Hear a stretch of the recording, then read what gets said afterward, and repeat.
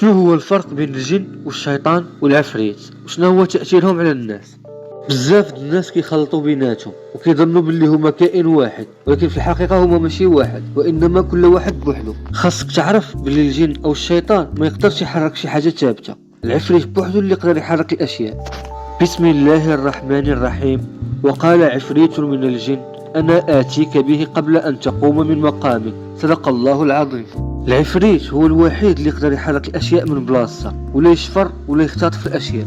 ويقدر العفريت ينقل أي حاجة من بلاصة لبلاصة أخرى، والعفريت هو اللي كيحرس الكنوز. أما الشيطان فهو القرين المكلف بالوسوسة، هو اللي كيديك المعصية ويزينها لك. القوة ديال الشيطان في الوسوسة ونقل أخبارك للسحرة، والشيطان كيخطط لك كل نهار باش تكون معاه في جهنم والعياذ بالله.